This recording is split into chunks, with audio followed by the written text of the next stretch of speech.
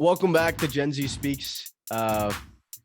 We're back with another podcast episode with me, my usual co-hosts, Jenish Thanki. How you doing, my guy? Doing good, man. Hanging in there without COVID. Good. I like the shade. I don't know if I like it, but okay. Matthew Gutierrez, how are you? Doing great, sir. Doing great. No Omicron in me yet. Good. Good. That's good. Yeah. How So about you? I'm doing good now. I Look like you're in a so hotel room, man. I am in a hotel. I tested positive for COVID last week. I don't have the Omicron variant. Actually, funny thing, I mean, it's not funny, but I looked up on my phone today. I was on Instagram, and my student newspaper released a headline saying USC student tests positive for Omicron, second in LA County. And for 1 second, I was like, "What?" And I swiped right, and it said it was a student who went to the East Coast for Thanksgiving and came back with the variant. So it's thankfully not me. But yeah, so I tested positive for COVID last week. Unfortunately, it was Wednesday. Yeah, so it was Wednesday. Started feeling symptoms a couple days before that. Um, I will say, guys, on Tuesday, I didn't know I had COVID, but I was just in my bed. I think I was telling you guys before this, but I was just in my bed, and I couldn't move. I have a disc bulge, and because of COVID, what it does to your body's muscles, I had a body ache, and then my disc bulge in my back just felt a lot more worse, right? And I don't know, I felt like I couldn't kind of felt like I couldn't move. You were just And paralyzed on the bed. I wouldn't say paralyzed. It was just, man, it was just like Quaking? Are you quaking? I was just like, I had a fever. It was really bad body weakness, and I was like, whatever this is it's not nice. And so um you know I had my sense of smell and taste on Tuesday. Wednesday, same thing happening, and Thursday I felt a lot better. And so what USC does for students if they don't have a place to isolate, I mean, I didn't want to isolate and put my suite mates in danger, so they put students in a hotel, either the USC hotel, the DoubleTree Hilton. And um look, it seems nice to be in a hotel room, but I'll tell you this, it's not fun to be just by yourself for what, it's my fifth day here, man. It gets dark, it gets lonely, I'm telling you. Like, I think one of the things that a lot of people don't think about COVID is, for at least young people who are healthy, the symptoms kind of just go away the first 3-4 days if it's a mild to moderate infection. What kind of gets you is the kind of depression that starts to formulate after a certain period of time, because you can't leave the room. You can't, obviously interact with other people. You can video chat with people, but that doesn't replace the social element. And one thing I realized, man, is I'm definitely an extrovert because I get energy from being around other people and talking to them. Now, some of my parents is I've discovered that because not being around people and not being able to pick up that energy, man, it it's giving me anxiety. Like, I'm losing my mind in isolation here, man. Like, I don't know. Like, you have nothing else to do besides your thoughts and your laptop, and even binge watching movies and TV shows gets just boring in a certain period of time. So, yeah. And Nihilistic also, thoughts? what thoughts? Nihilistic thoughts? I don't know. I've just kind of just been contemplating. It sounds Yeah. cliche to say and like maybe a little too corny, but I just kind of just been. Dude, you're 100% right. When you're just sitting in your own thoughts without even getting out of the house, like, nonetheless, a block room, right? Like, it sucks. I can't Yeah. I can't imagine that, man. That Yeah, sucks. look, the room has like a really nice view of downtown LA. I don't know if I can show, but it has a really nice view. So USC gives me $70 every day through DoorDash, but I can't taste or smell any of the food. So it's, to me, it's the Hey, same thing. just order food for me, man. Just deliver it to my house. Just Right? deliver it to Yes, your house. bro. What I have been doing is I've been tipping the shit out of these a lot of DoorDash workers, because they're giving me all this money and I'm not like fully doing 3 meals every day. So I tip them like 20. I tipped like $40 to one person the other day, because I only had one meal. But I felt good, man, because like Just if they're made their giving day. me, yeah, if they're giving me $70, man, I'm gonna take full advantage of the DoorDash workers, right? Because I know how hard it is for them to just live off of what they make, so might as well take full advantage. But yeah, man, look, a lot of people have it a lot worse than me. So I'm trying my best to be positive, right? I'm trying my best to be grateful, but it's not easy, man. And I don't wish this upon anyone. Because it's not like the symptoms are completely gone. I still have a little bit of a cough. And it's weird, man. I've never had a nasal congestion like I have now. And the temperature, the fever that I had, man, I'm telling you, it was something else because yeah, but thankfully I don't have the Omicron variant. This is probably the Delta variant. And guys, something I've learned is I think if even if you're fully vaccinated and it's been more than 6 months, you'll need the booster to have protection against COVID. Otherwise you won't be protected, in my opinion, at least. And I think the science points towards this as well. But yeah, You're fully vaxxed, right? I'm fully vaccinated. And you still got it. I still got it, but the thing Yeah. is, dude, it's been 6 months since I got my second dose. And Right. so the vaccine only has a certain time period for you to remain immunized. And after that, you have to get a booster. And then don't get me wrong, after this booster, you're going to need another booster in 6 months and another 6 months. This is going to be like a flu shot, right? And I am absolutely not doing that.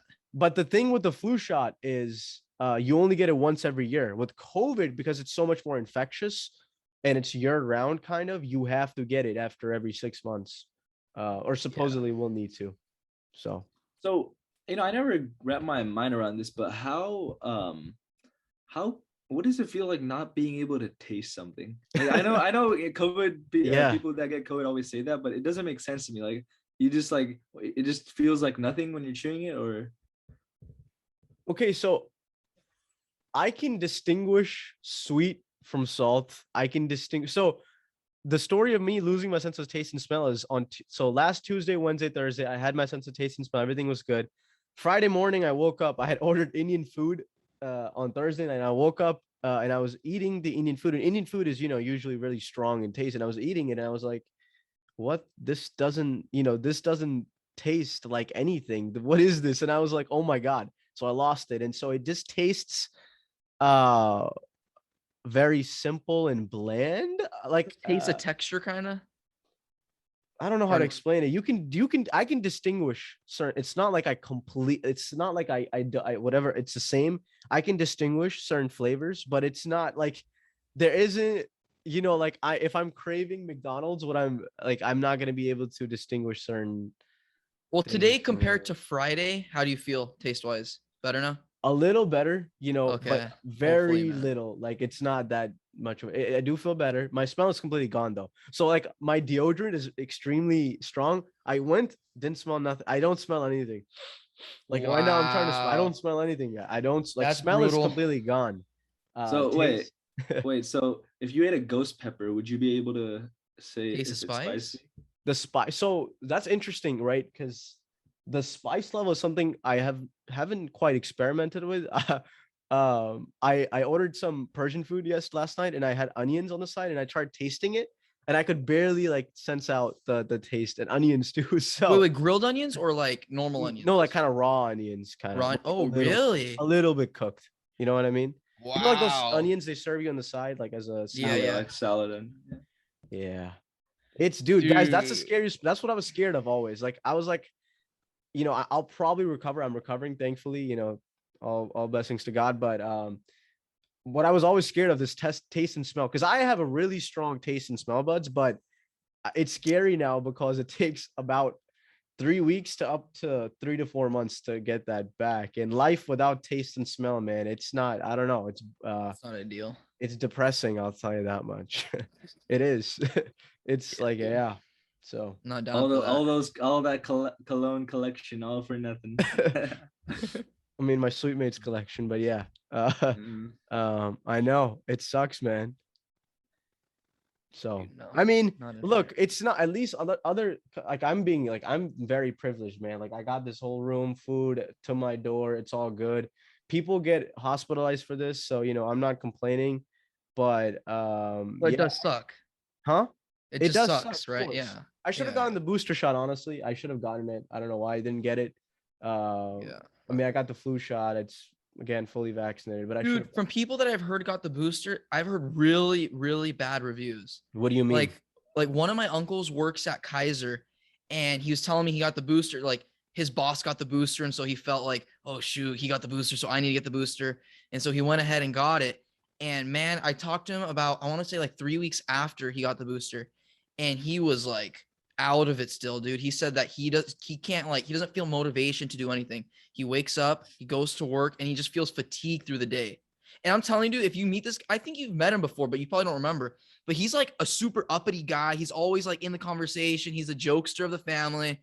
And like for him to like look like that and feel that type of fatigue, I don't know, man. That was too much. So he was fully vaccinated. He got his booster shot. Correct.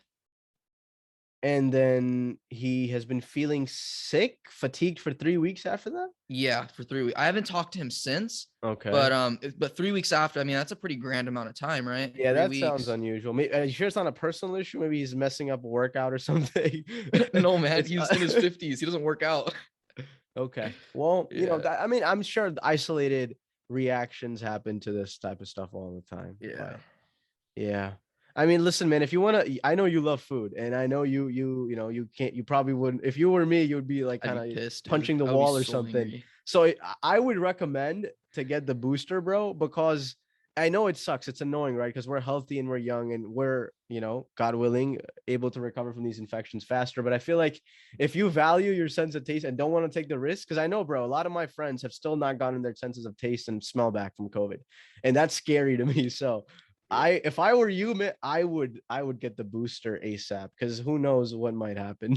I'm just saying, I don't want to scare you into bro. I know I'm not getting it though, man. I got vaxxed, man. Like I'm not going through you got this whole fully cycle. Pfizer, right? You got fully vaccinated. Yeah, Pfizer. Okay. Yeah, I'm good. But I don't want to continuously get this booster vax. I don't like it. I don't want to do this continuously. It's repetitive. Right. Eventually we're going to have to live with it. And so, I'm protecting I got it because, my dad has heart risk. I have other families that are elder members and, they have bad risk too. And that's why I did it, right? Not for myself, but for them.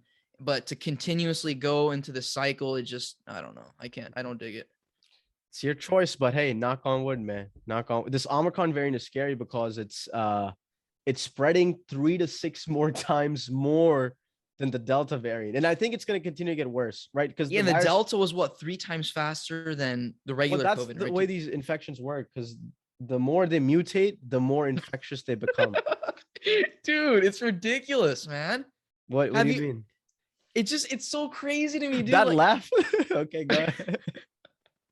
Dude, it's just crazy to me how, I don't know, man. Like obviously the people that are vaxxed, they're the ones that have to get the COVID to get COVID, right? In order for COVID to mutate and learn against the vaccine, right? And then it goes ahead and spreads. No. So you're not fully. It's not spreading. It's spreading. The virus spreads independently and it affects bodies. If your body has the vaccine, it's much more better protected against it. But doesn't it learn based on that? No. It's not learning based on the virus is inhibited if you have antibodies, which you get as a result of the vaccine. You can develop the antibodies if you have COVID. So now I have COVID antibodies. So COVID is mutating. It doesn't care what type of body you are. It's just mutating. If you have a vaccine, you are likely to get less symptoms and recover faster.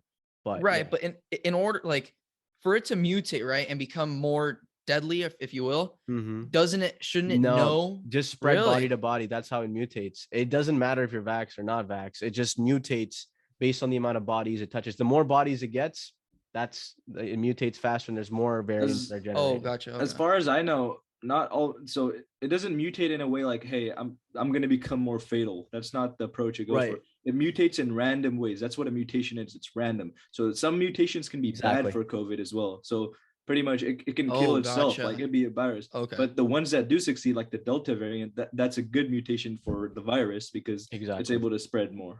Gotcha. Okay. Exactly. All right. Yeah. Oh, I misunderstood. Well, so check this out. So have you guys read, I haven't read the book, but I know what it's based on. Moore's Laws. What about it? Yeah, sure. Okay. So I don't know. But I'm familiar. Of course. Yeah. So I just thought it was kind of funny. I don't know. I kind of related it to how the receptors, how they duplicate, right, every 2 years and they become twice. And then, I was thinking of how the vaccine kind of becomes twice as deadly each mutation. And Yeah. I know it doesn't really relate, but I was thinking of that in that way. That's why I laughed. It's like technology and how that's multiplying so quickly. They're lately there's been saying Moore's law is gonna die because Oh, really? well, that's what they're saying right now. It hasn't. It Who's kind they? of almost has. Like this, people in the industry, like computer industry. Okay. Because by the way, if you don't know what Moore's law is, Ibrahim, it's pretty much every 2 year, transistor sizes double for computer processors. Say it one more time. So transistors, so our processors and computers like CPUs, like your Intel CPU, your chip in your Right. iPhone, right? All those have transistors in them. They have like billions of transistors. And Moore's law from like 19, I think it was like 40, is pretty much been, or 50s, it's pretty much been every 2 years the transistor amount of transistors in a chip doubles. So that's been doubling and it's still continuing, but because as the chip gets smaller and smaller, right now our chips or the distance between the transistors is at 3 nanometers. That's like the lowest ones, like 3 nanometers. I don't know how to like tell you guys how small that is, but ridiculous. Yeah, beyond. So people are saying, we don't know yet, but people are saying getting under like 1 nanometer after, it's going to be kind of physically impossible for us right now with the current technology. So that's why they're saying Moore's law might be dead in a few years, but we don't know. Wait, so question. So I mean, obviously, if it doubles, right, technology it becomes faster, right? And so won't technology be more abundant in order to like kind of, or it like, are you saying it won't catch up? Like technology won't catch up in order for that? No. I'm just saying it's not gonna double every year. That every 2 years. It's not gonna. So we're double. just gonna plateau then? We might plateau, or we might just go in like a linear fashion rather than doubling. That's what they're saying. So it's like it won't be at an like a doubling rate every 2 years. Gotcha. So how is that gonna affect our advancement? Or advancement might slow down after a certain point, or we might just find new technologies like quantum computing and stuff like that can even better exponentially. That's interesting. Yeah. Wow. So we're really close then, right? For it to be under. Well, so right now we don't have any technology to get it under. I think it's either 1 nanometer or a little less than that. I don't think we have that technology yet. But I mean, technology, like every year, they said like before 3 nanometers is not going to be possible, and right now we have 3 nanometers, and everybody's been proven wrong. So that's a trip. All right, let's jump into Cuomo. Chris Cuomo, yeah. So Chris Cuomo, I'm reading this from the New York Times. Quote: Chris Cuomo was suspended on Tuesday, so last Tuesday, after testimony and text messages released by the New York Attorney General revealed the more intimate and engaged role in his brother's political affairs than the network said it had previously known. And since then, he's been fired from CNN. Also, a prominent employment lawyer informed CNN of a client with an allegation of sexual misconduct against Chris Cuomo. And then in a statement, CNN said that they had enough information to immediately release him. And so Chris Cuomo no longer works at CNN. Also, Sirius XM, where he had an audio show, they asked him to resign. And so he left that as well today. And so he doesn't have he's unemployed currently. So he does not have a job, not at CNN, not at Sirius XM. I mean, yeah, he's a wealthy guy, comes from a wealthy family. But so what are you guys' thoughts? I mean, want me to go? Yeah, go ahead, Matt. Go, Matt. Okay. So look, we're talking about this, right? And it's a big predicament because obviously what his brother did was not okay, right? That's like, it's not just, it's not moral. It's not, there's nothing okay about it. In terms of, wait, Andrew is the brother, right? And Chris is the CNN reporter. Yep. Andrew is the governor, ex-governor of New York. Chris is the right. Senator. Okay. So in terms of Chris Cuomo, so I think of it like this, like there's a moral hierarchy, right? So there's a philosopher named Kohlberg, and he created this moral hierarchy. And at the top, it's a principle. Okay. And the next is a social contract where, what social contract really is, everybody gets together and they kind of adhere to these set rules or standards of society. Right. And so according to like the social contract, like Chris Cuomo should have said, no, like, Andrew, you're wrong. Like, I'm not going to help you out. Right. But in terms of the principal, like, it's his brother. And, unfortunately, it sucks that he's put in that predicament because it is his brother. And I'm sure there's a lot of love and like admiration, right? Growing up with him. Andrew's older, if I'm not mistaken, right? Yeah. So you're looking up to your older brother, right? You have 40, 45 years, 50 years under your belt. And you realize, damn, my brother made this like fat mistake, and maybe it's not okay, but he is my brother. What's the right thing to do? And we don't know what was going on through Chris Cuomo's head, right? And I'm fairly certain I don't know the guy, right, but I'm sure he has a decent heart, and he's probably thinking like, this sucks. Like, I feel bad for the victim and this and that, but this is also my brother, and I'm going to try to help him, try to bob and weave through the madness of it all. And so personally, I was thinking like, what if it was my brother like doing this? And I don't have a brother, right? I have sisters, but thinking about it, I would have their back. Like, it sucks, but I would have their back. The problem though is, sure, you would have their back, but what Chris Cuomo was doing was he was trying to do opposition research on the victims of Andrew Cuomo to try to discredit them, to try to find dirt on them and discredit them in a way. And so I didn't read that. So he was allegedly, at least on one victim, according to this investigation, he was trying to find some dirt on them. And I think he was texting someone saying, hey, I'm on it, looking into this person, or whichever story didn't line up. They wanted to kind of, I guess his intent was to defame one of the victims internally through working his news sources. He couldn't say anything about it, but he would work some of his friends in other news places or something like that. But that was kind of one of the reasons why. And he told CNN he never did that. He maintains he never did that, but that's why I believe. I thought it was just him trying to trying to prove his not brother's innocence, right? But no, it wasn't just that. Well, CNN now fired him because, again, the New York Attorney General, who's investigating the whole Cuomo thing. Yeah. They, according to new testimony and text messages, they revealed that he was much more engaged in his political network. So Chris Cuomo, had the show on CNN, and his brother was governor, and he was kind of involved in like political meetings and talking about how to just like his PR effort through this crisis.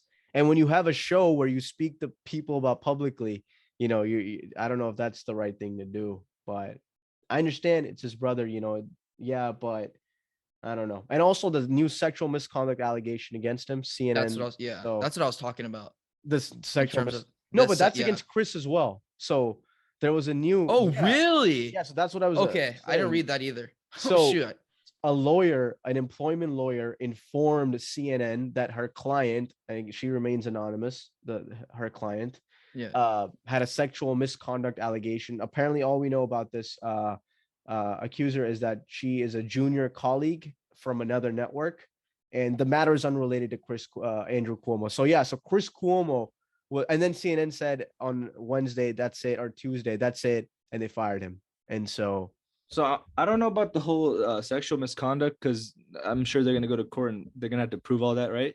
But in terms of him, I feel like it's fine if he didn't talk about his brother, right? Like on the show, he doesn't speak about his brother because, he's family and he doesn't want to talk bad about him. That's fine with me. But trying to find the victims of his brother and trying to like derail them, that is not a good look, in my opinion. Yeah, I don't know if he was trying to find them, but from what I've read, again, we put every single source on our show notes, so you can also look at this. But he was trying to find some opposition research on at least one of the victims. I believe that's like a confirmed report. And also, what the thing is though, Jenish, Chris has talked about Andrew Cuomo when it was convenient for him. So back a year and a half ago, when the pandemic started, right in March, Andrew Cuomo was governor of New York, and New York was going through a lot of stuff COVID wise. And Chris would have Andrew on, almost every single week, and they would joke around. They would put up pics of their childhood and kind of tease each other. And it was really good for the ratings, because people thought at the time Andrew Cuomo was doing a really good job of stopping COVID in New York. Turned out, he actually ended up doing some shady stuff with the nursing home deaths that occurred in the state. But nonetheless, that news wasn't out there at the time, at least for the first month or 2 months. And then Chris would continue to have him on the show, continue. And when all the sexual misconduct allegations against Andrew Cuomo came up, Chris stopped covering his brother and said, "Oh, I obviously can't cover it because it's my brother." But when the good stuff was happening to his brother, he was covering him. He was giving him all this free press on his show. And so when it was, and he refused to ask him about the nursing home debts, like it was softball questions. And he's had this access to his brother his entire career, right? He's done these interviews with him. And that to me just doesn't feel right. When people were dying, they were joking about their childhood. It's not a good look. It's all honestly disgusting. Like you said, man, I'm sure Chris, you know, deep down in his heart is a decent guy. Their father was a good man who I respect for, Mario Cuomo, who was also the governor of New York back in the day. But from what I've read, Andrew Cuomo is just not a good guy. He's a bully. He's like the Democrat version of Donald Trump. Like seriously.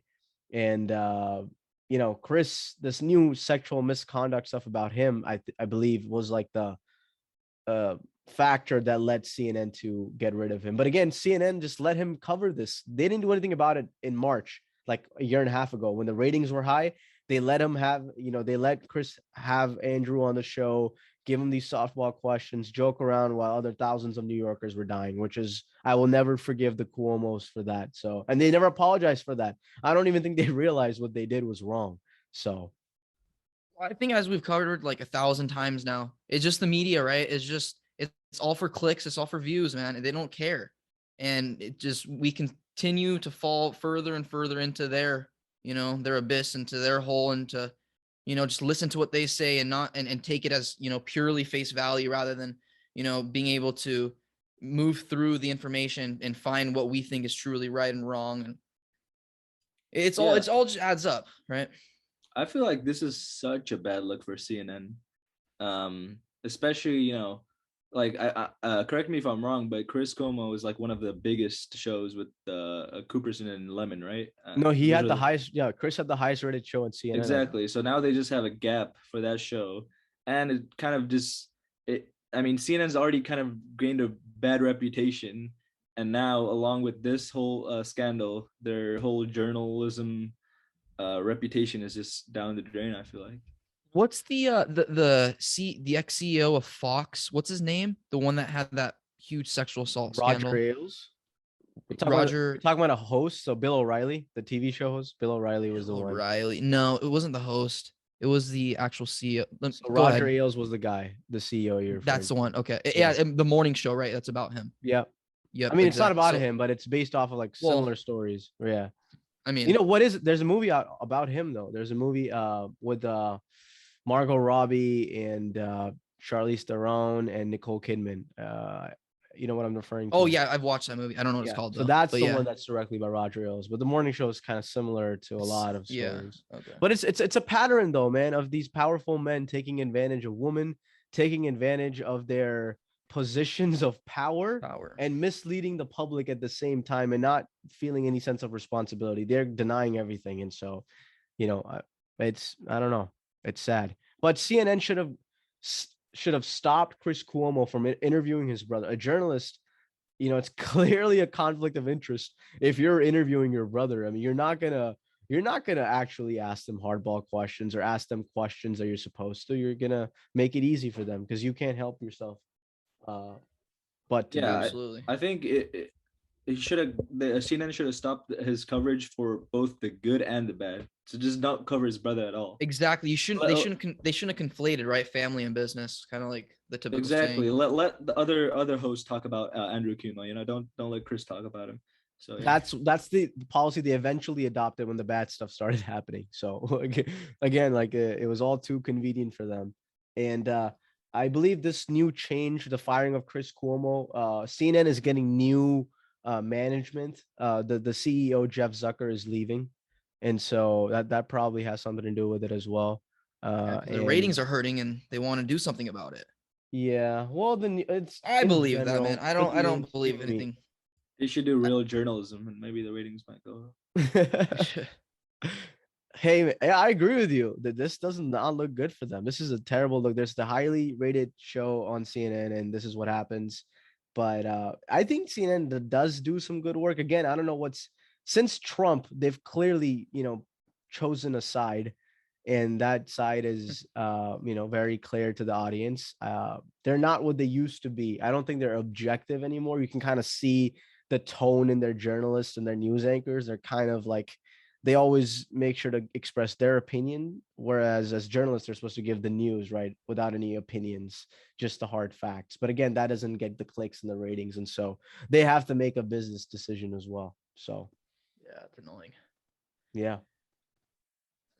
Well, I think what's most annoying about what you just said is like journalism. I mean, correct me if I'm wrong, but I think majority of people have always considered journalism not as like a monetary, very rewarding career, but it's a very honorable and noble career, right? Because you're reporting, what's going on around the world. And so, people like you and I can go ahead and have these discussions and have our own opinions.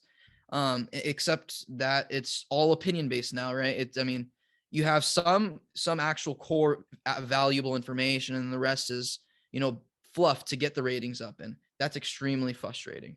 I think the power can get to you too. The power aspect, like maybe a journalist who's, like a lot of these underground journalists, they're very honest, they're super factual about the information they report, and then once they rise up, they get, start being more mainstream. They have to kind of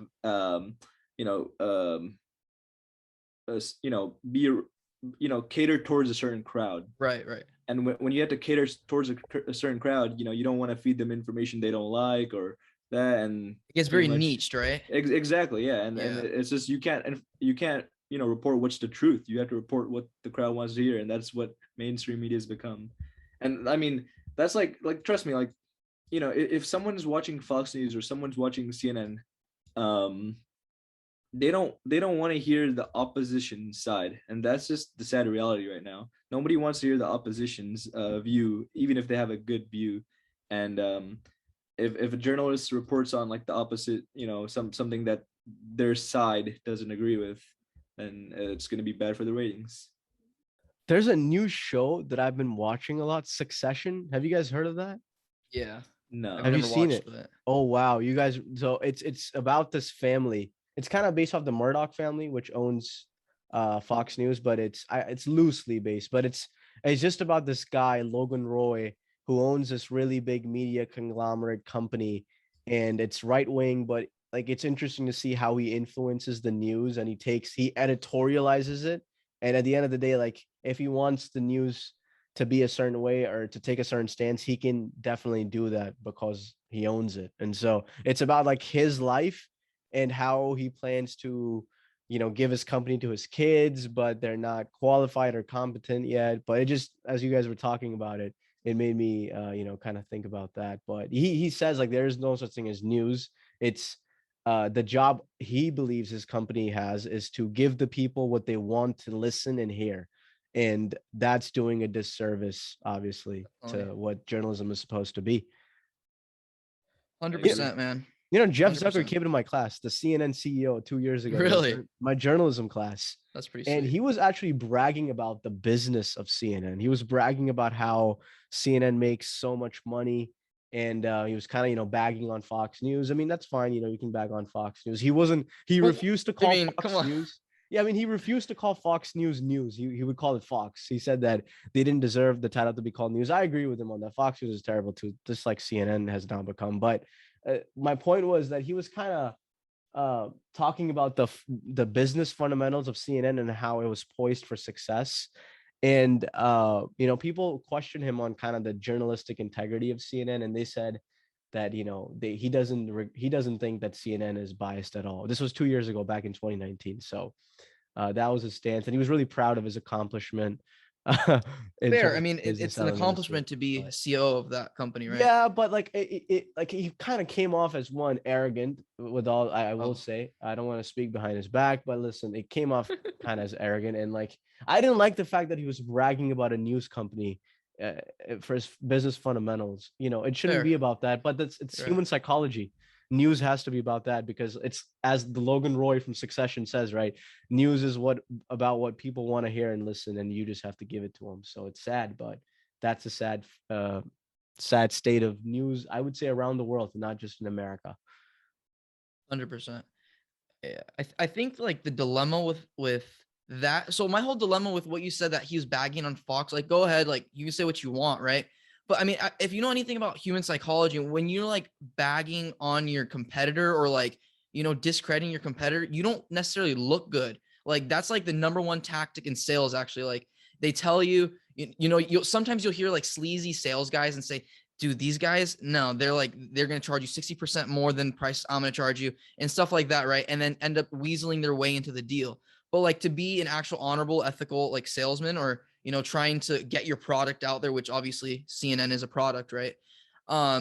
Bagging on your competitor is like, it's a tell that you're kind of insecure about your product. You can't say why your product is really better, right? So, Dude, I think that was a sleazy move. that's so true, because I noticed that about him, because Fox does get a lot of views. I think they're getting more ratings than CNN now, because it makes sense, because now Fox is doing actual journalism now that Trump is not president, and it kind of reverses, like CNN was kind of giving Biden softball questions. Now they're, amping it up and kind of going back to what they used to be. But you're right. He was definitely insecure about Fox's success. He didn't really have an answer for it, but yeah. Here we go. All right. Let's talk about the Michigan dilemma. Oh, yeah. So moving on from one sad news to another. If you guys haven't heard, there was a shooting in Michigan in a high school. And this is kind of crazy. It was a 15-year-old student named Xander Cumby, I believe. Let me just get his name right. But he deserves it, but yeah. No, I'm sorry. Ethan Crumley. Sorry. Ethan, right. Yeah. Sorry about that. Ethan Crumley. So this is Oxford High School. Let me just set the stage. Oxford High School. Ethan Crumley. A student walks into the bathroom with his backpack, comes out with a pistol, and just shoots 4 students. And thankfully, police come and take him down. Before all this happened, this is the crazy stuff right here. So let's get into this. His dad bought a gun for him a week ago. After that, he posted on his Instagram, and I just want to pull this up really quick just to show you guys. He posted this on Instagram, and no one kind of took notice, I guess. But he posted on Instagram a photo of his gun, and he said, "Just got my new beauty today, Sig Sauer 9mm with a hard eyes emoji." So first of all, I think it should be a big red flag if a 15-year-old kid posts his gun on Instagram. And I don't know if, maybe his friends, family following him on Instagram, but somebody should have noticed this. More so, later on in class, like later on that Monday, the professors or the teachers found drawings of him pretty much shooting people. So it was just like a pistol and shooting like students, I guess, and there was like blood on it and those types of drawings. And I don't know, I guess they tried to contact the parents, but nothing really happened with that painting and with that drawing. And I feel like that should have been another big red flag. There's just so many red flags. And then there was also some other text messages where he was sending kind of threats to people and saying he's gonna do something crazy. And then the shooting happened, and 4 people died. 4 students died that were all young. And I guess the whole takeaway is, first of all, everybody's asking right now about the parents, right? What were the parents doing? Why did this kid have a gun on him? The parents have said nothing so far.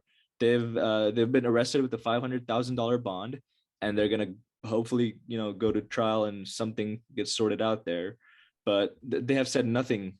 Wait, I have 2 quick questions. One, you said so the parents bought a gun for him or for themselves? So we don't know yet. This is the thing, because they haven't put out any statements. We just know that the dad purchased the gun. That's all. So the dad just purchased a gun. The dad purchased the gun. We don't know if he gave it to him, or if Ethan, stole it from the wherever he compartment box or something. Yeah, exactly. Right. We don't know, because the parents haven't made any formal statements yet. My other question was, I read somewhere that he was impersonating to be a sheriff. Is that correct? Like, he was impersonating, and like, what gave away the students and told him that he was a shooter was when he said bro accidentally or something like that. I read that somewhere. Like, he was impersonating a sheriff, and that's how he kind of like gained entry into different classrooms. I could be wrong, but does that sound So correct? I don't really have information on that. The only thing I do know is, like I said earlier, that he went into a bathroom and came out with a gun, and that's where some students saw him. And so we know that the gun was in his backpack because went into a bathroom with a backpack, came out with a gun, so left his backpack presumably in the bathroom, and pretty much everybody just ran. They heard gunshots in the classrooms and stuff, and everybody just ran, called 911. Police arrived, and the police actually did some. I don't know how the police still have to make a statement about this, but they took him down and saved lives. So the right now, what everybody's trying to figure out is what are the parents thinking. The other report about the parents is that they were actually hiding somewhere in Detroit. So after this whole thing came with Ethan, they were hiding somewhere in Detroit in a warehouse or something. And there was also a text message on his phone from his mom that said, "Don't do it." So we don't know if the parents knew that he was going to do this or not. What? Yeah. So here I'll say at 1:22 p.m. Jennifer Crumley texted her son Ethan, "Don't do it," according to prosecutors. So I just want to know, this is insane to me. And I know whenever this stuff comes up, we always talk about gun laws and how gun laws. At this point, I'm just disappointed. Like I don't even know if anything's gonna change with gun laws, but in terms of just parenting and like parents, this is kind of crazy to me. I mean, he had apparently, I just read this, he had 7 rounds of ammunition on him when he was arrested. So yeah, he had a full, yeah, that's correct. He didn't completely use all of his rounds. Yeah, and it was because of Tate Meyer, right? So Tate Meyer was this, I think, 16-year-old high school football student who sacrificed his life kind of and tackled him. And right? Yeah. Did he unarm him? Like, how did that work? I'm not sure actually. I'm sure. I know there was reports of him saying that he saved lives. That's for sure. So he could have killed more people had it not been for Tate Meyer, who just sacrificed his life to protect other students, essentially. Wow. Yeah, I'm not too sure about this football player, but I know the police did come in and kind of disarm everyone. But yeah. And this shooter's still alive, or did he die in the? No, he's still alive. He's charged for murder, homicide, all that stuff. As he should, yeah. They're trying to try him as an adult as well, which fair. Yeah. He should be. How old is he? He was 15. He's 15. 15 years old. And yeah. The mom said don't do it. Yeah, that was kind of weird in my opinion. That's super weird. I mean, and the fact that they would try to hide after this happened, right? If you have nothing to fear, you don't hide, right? I mean, like, so they clearly. I believe they're not saying anything right now for legal reasons, right? Like they're gonna consult a lawyer. Right. I mean, that's their right to remain silent. Yeah. Why would they bring a gun into a house? Like, if your mom is texting you, don't shoot up a school. You clearly so he didn't say don't shoot up a school. She just said don't do it. Don't do it. I mean, obviously come on. Who are we kidding here? Like that. What else could that mean, right? I mean, maybe, but the thing is, why did they bring a gun into a home with a person who could have, been not in the right mental state, right? It's also Michigan, right? What does that mean? Michigan. I mean, I don't know. I don't know how I'm thinking about it is like. Michigan is known as it's like a swing state usually, right? Okay. So I mean, there's more red than blue, and I mean, red determines pro-gun. And look, there's no. I shouldn't have said that. But listen, maybe regardless, my issue is like, okay, I come from like a really pro-gun background and family, right? And so the dilemma is like I've been around guns all my life, right? Obviously, I mean, I'm not a nut job or whatever, and my cousins haven't been and my family hasn't been, but the thing is, like, I've had cousins shoot 50 cals before, right? And like that's like a norm in my family. Sometimes they'll post a gun of them shooting in like the desert or whatever at nothing. And so like the posting of the gun on Instagram isn't like a shock to me, and I wouldn't necessarily think of it as a red flag. I mean, if a kid is 15, drawing pictures, but he's 15. No, yeah, my cousins, I mean, come on, dude. Really? Like, you don't think it's a red flag? Oh, no, not necessarily. I mean, if you come from a pro gun family, you'll understand, right? But But if what you did he- don't, you don't. But the caption, can you read the caption again that he put for this? He said Just this got my is- black beauty. just right? just got my beauty today. Sig Sauer. I'm sorry if I'm pronouncing the gun wrong, but it says Sig Sauer 9mm with the hard eye emoji. Okay, I thought you said just in time for some. I thought you read like No, it's just just got like my he just gun got the just in gun. time and for he's something. happy Just about got it. his gun, yeah.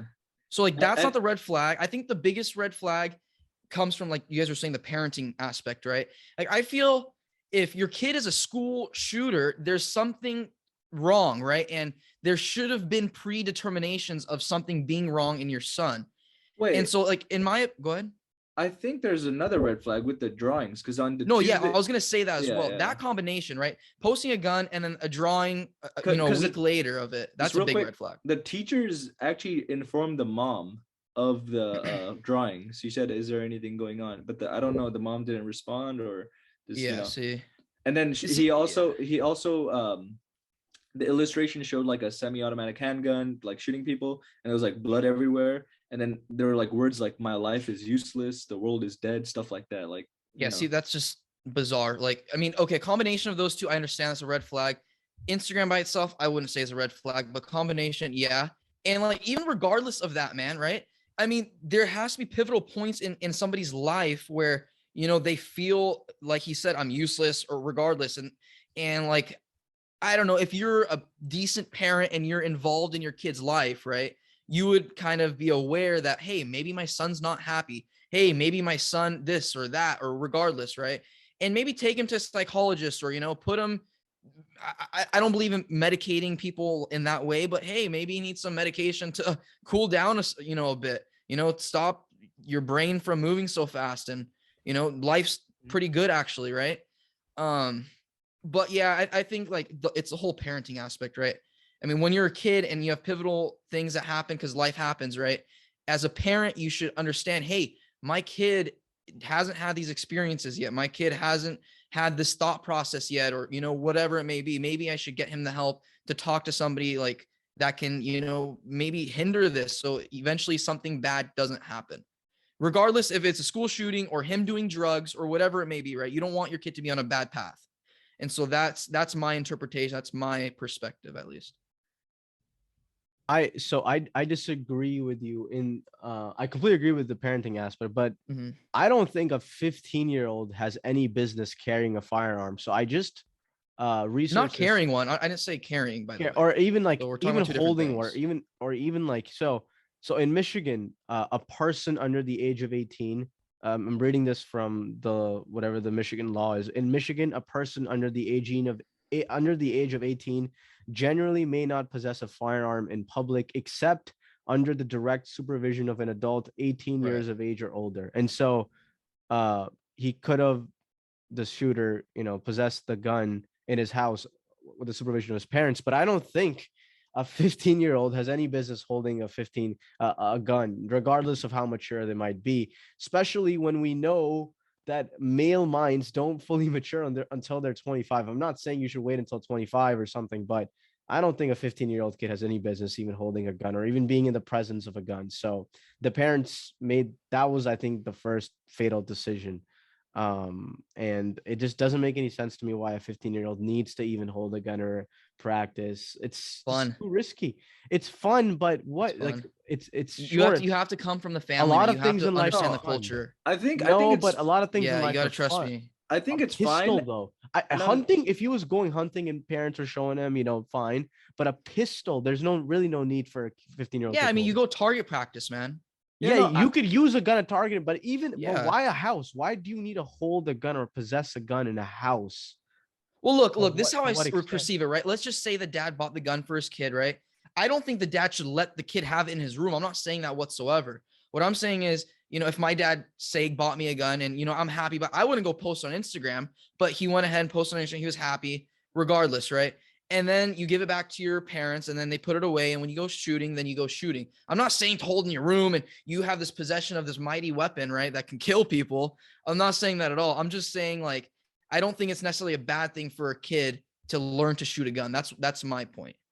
I think no, I think it's fine for the parents to own a gun, and then like, you know, when they go to shoot, you know, they can give it to their children with you know, proper safety precautions and stuff. Because I mean, 15, you can, I mean, I know you're not mature, but you know, you're old enough to, you know, hold a gun, you know, go target practice or whatever. I think I it's don't fine. know. See, I don't know if you're old enough. Maybe you can Well, target you practice. can go hunting when you're 15, right? Yeah.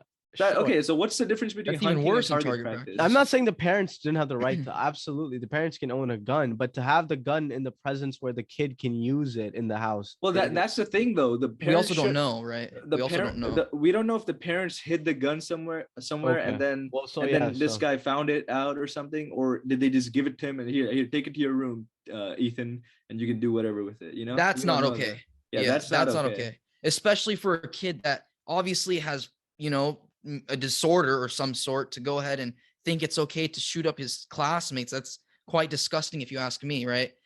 And I think there should have been like obvious underlying like points in his life where the parents should have realized, you know, something's not okay with my son, and I want to get my son better so, you know, he doesn't hurt himself or even worse, other people. That's the dilemma. I think it's on the parents. Obviously, it's on Ethan. He shouldn't have, I'm not going to cuss, but he should not have done that. But it's clearly the parents' dilemma as well. They have responsibility when you have a kid.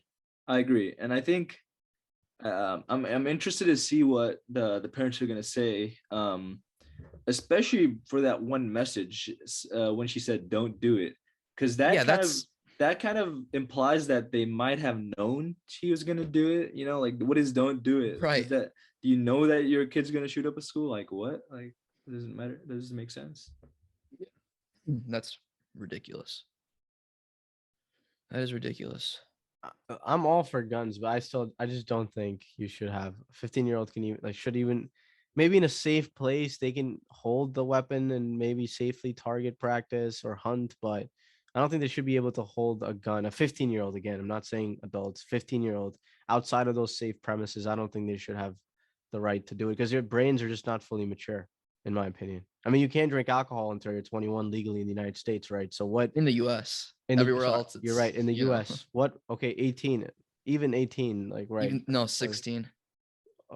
My point, man, is psychologically our brains don't develop. Male brains do not develop. Germany is 16, yeah. Male brains don't develop until 25. So, I mean, no, you're absolutely right on that aspect. I think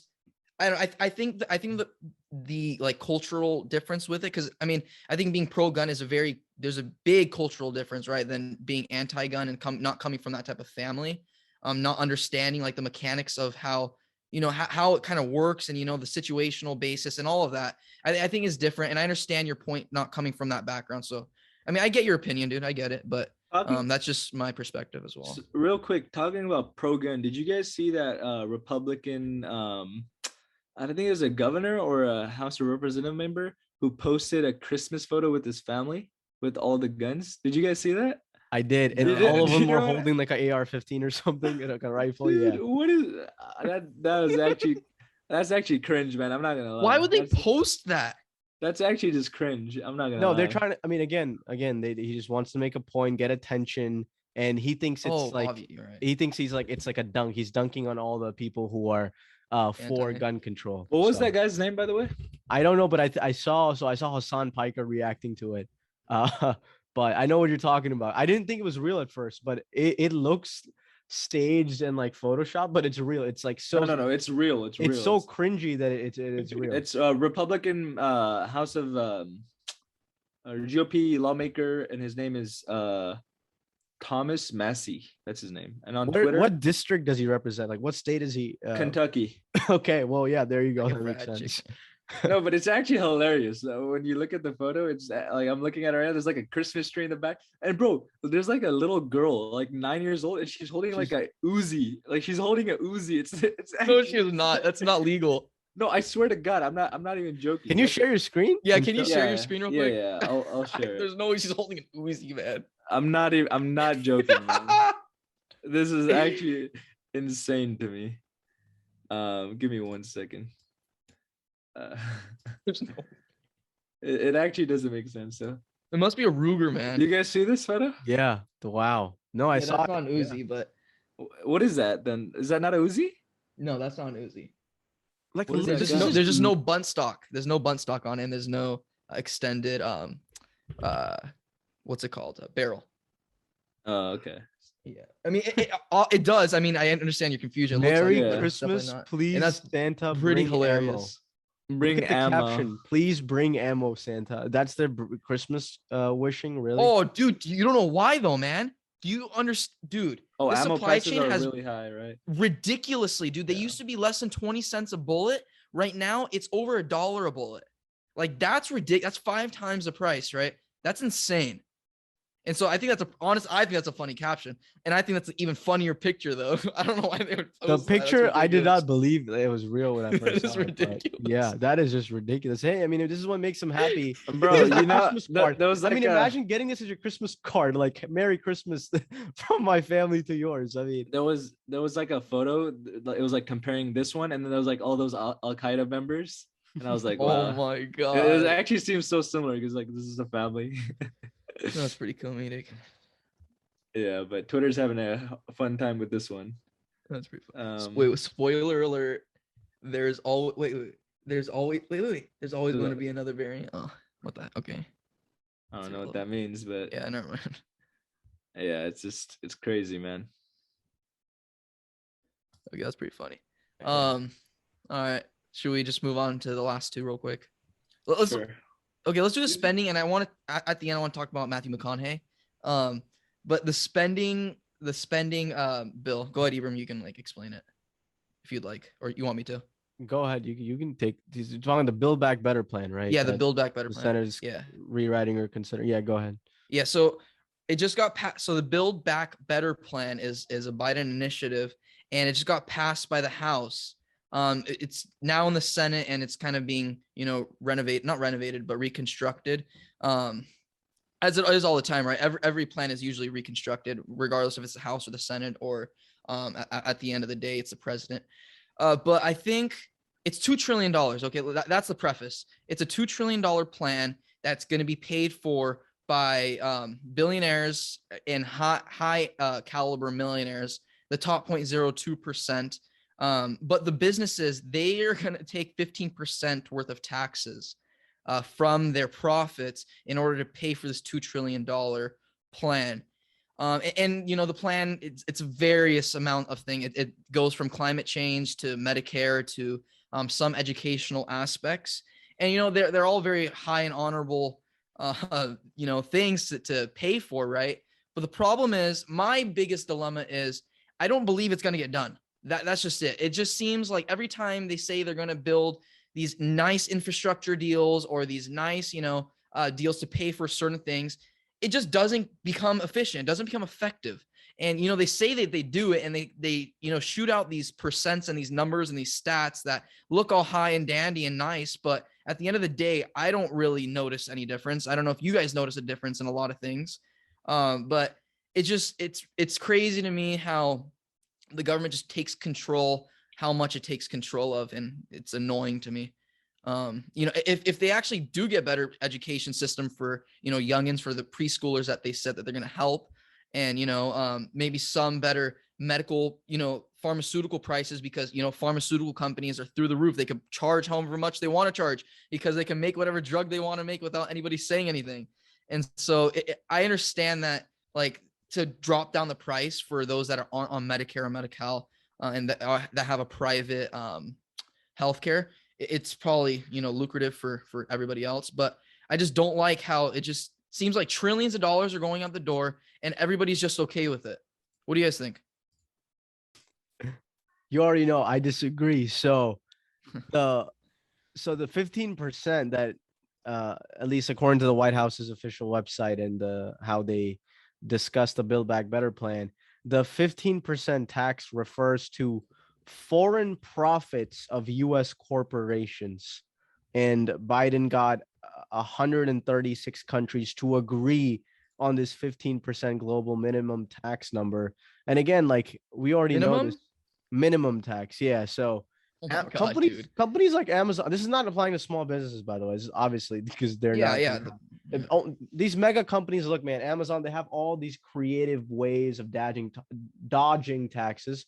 we already know this, but Amazon didn't pay a single dime of corporate tax back in 2019, I believe it was one of the years.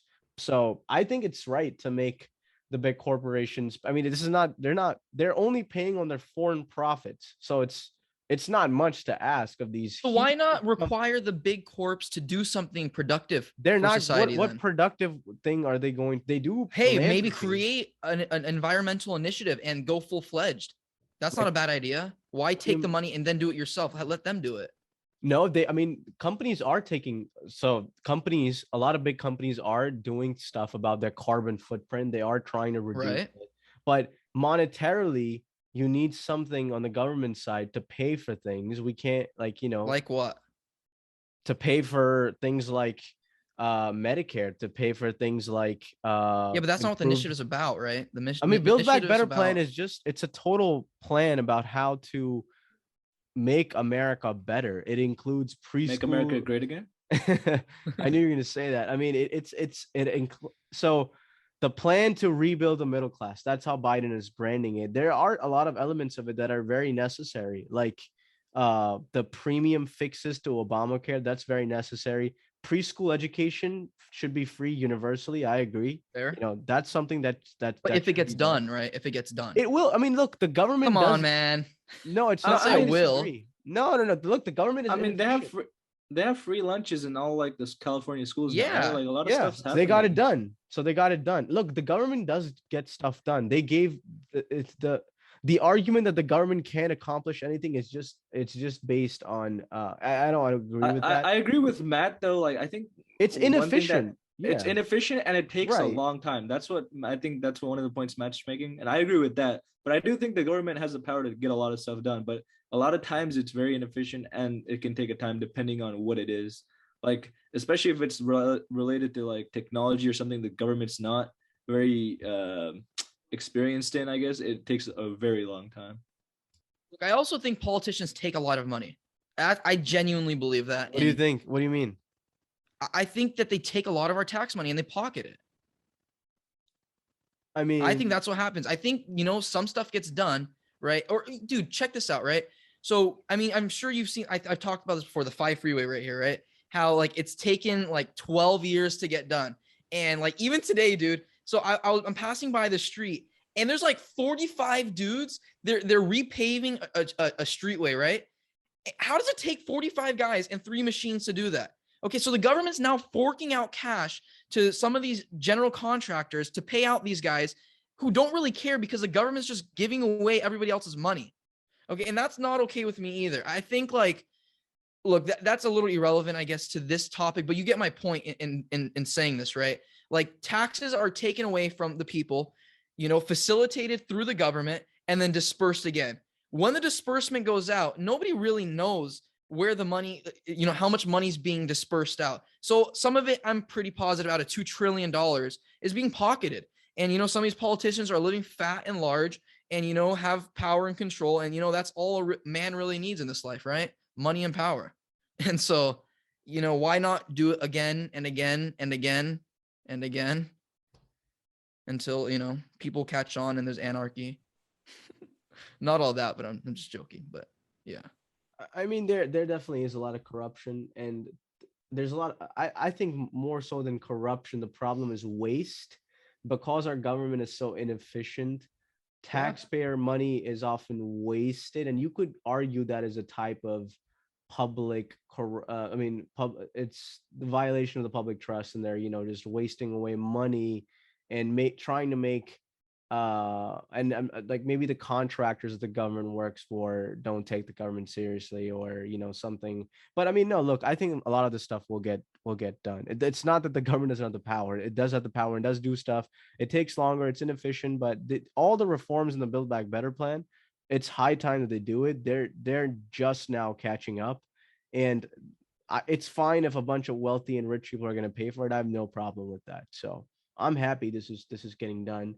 And I actually think the plan should be more bolder than what it is now, especially pertaining to climate change. So, yeah. Maybe, but again, just like we're saying, it's inefficient. I don't necessarily agree that the rich people should be paying for all this. I'm a believer of equal opportunity, not equal outcome. Who else is gonna pay for it then? Buddy, if they stop taking money and they stop being so high and mighty, maybe there would be enough money. But There's a lot of money that's already being taken out of us. Yeah, listen. Money is like, so you're saying that a lot of politicians are pocketing money. I don't know if that's true. Maybe, some people Come on, abuse man. money. Who are we kidding? Like you said earlier, who are we kidding, dude? Who? I mean, so I think you have a point, but it's much more nuanced than that. So a lot of these politicians, they take money from these big, companies and to, win elections. That definitely happens, on both sides of the aisle. And a lot of senators they serve on boards of these companies. They get private consulting fees. I don't think though that there's a problem with the 2 trillion, that people in government are stealing away money and that's depleting the funds. That's definitely not true in my opinion. At least waste is I think it's much more like, it's much nuanced, more because exactly. it's more like, hey, the people in the government, maybe they approve a contract with Lockheed Martin or some weapons company, and then the weapon company is like slipping money under the table, giving it to them, so that's why that's benefiting both of them. Stuff like that's happening. I mean, I don't think they just, though. It's the same thing. Yeah, in that way it's similar, but I don't think they're just pocketing money, like going into the treasury and just like transferring money account. That's not how anything works though, man. I mean, there's accounting, right? There's very easy ways, just like you said, to get around accounting. I'm just making it a very easy way to understand that they take money. I mean, I don't there's think tons they're of smart ways. enough. I don't think they're smart to Oh, come No, on. I'm serious. I don't think You they're don't have to be enough smart to do that though. That's a thing, dude. No. You don't have to be smart. They're not stealing. Look, I actually can tell you this. Nobody in government currently is directly stealing taxpayer money for their own personal benefit. They're using their power and their current role to personally enrich themselves, like through insider information by buying up stocks or, making money from consulting fees or getting donations from private lobbyists or companies. That all happens. So it's not, but the problem is not that they're defrauding the taxpayers from directly abusing the funds. I don't think that's an issue. Maybe I'm wrong. You guys can disagree to agree, all right? You guys okay, yeah. Or agree to disagree. Sorry. No, man, I want you to agree with me, Ibrahim. Agree with me. This is such a like a complicated issue to talk about, like tax policy and like the Build Back Better plan in general. Like we can talk about it for hours, but I think we should actually talk about it with a guest on that kind of just walks us through tax policy. Maybe we should have a debate from the progressive side and the conservative side on what the tax policy of the United States should be. I think that'd be interesting to see, and we can ask them questions and see who's being more authentic than the other. So, yeah.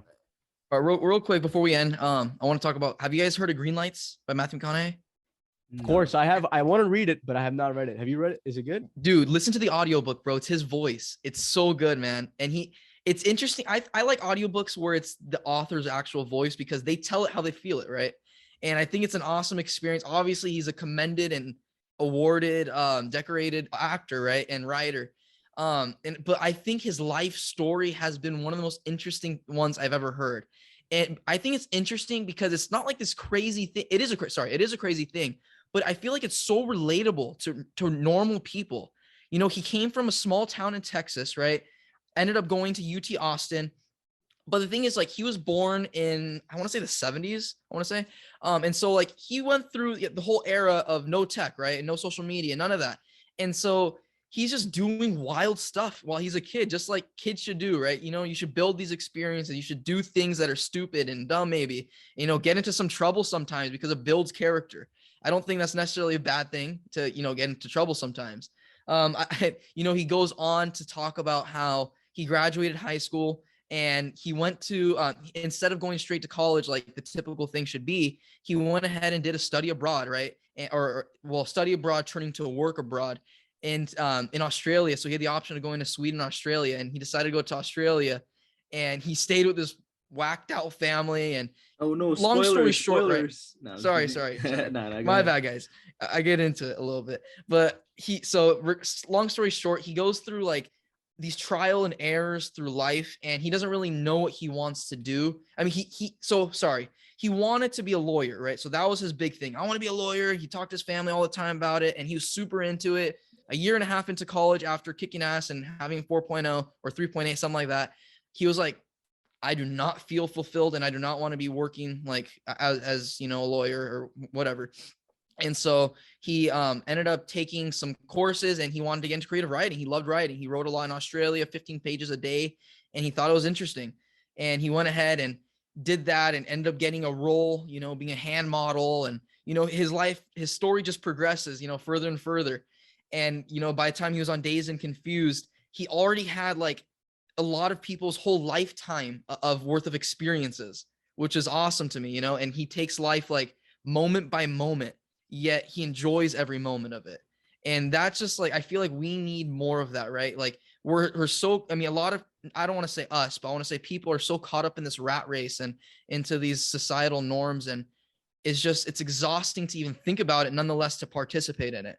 Right. And to, kind of let loose once in a while and, go do some stuff. Like after a role, him and some buddies, they went out for a few months and they motorbiked across all of Europe. Like that's something I would love to experience. Right. I don't want to continue and just work and, by the time I'm 40s, 50s, just look back on life and, kind of contemplate why I regret a lot of decisions. And, to each is their own, right? To each is their own. But I think generally people need to take a step back and enjoy the moments, especially in these first world countries. Mm. He actually does that before every movie. Yeah, before scenes. Awesome, dude. He's killer, man. He's such a cool guy. I think he's one of the coolest guys in the world. Do you know one a of the story? He's one of my favorite actors. Yeah, he's awesome. I agree. Dude. Do you know how he got casted for Dazed and Confused? He was at this bar. Yes. It's a crazy story, right? So he's at this bar. He sees the casting director, goes up to him, and the casting director likes him, and then boom, he's in the movie, right? Or he auditions. Well, it didn't even happen like that though. They were just at the bar hanging out, and then he ended up. But he did dress like the guy for the role, right? He dressed like the guy for the role, and he was just hanging out with the director. No. At the audition, he did. At the bar, he had no idea. The bartender. I'm confused. Yeah, my bad. Yeah. You're right. They were just hanging out at the bar, right? They met, this movie casting director met by chance, and then he invited him to an audition. And this is when he graduated college, right? And then he ended up getting the role, and he made the movie what it was. Yeah. Crazy. Yeah. It's awesome, man. It's a cool life story. It is. So check this out. This is another thing that's super cool. So usually, like, I don't want to usually because we don't know how it works, but when you have a meeting or whatever, there's a set destination. You go into the office and you hash it out. What he does is he goes and he says, "Hey, can you fly into Salt Lake City, Utah?" And then the guy will fly into Salt Lake City, Utah.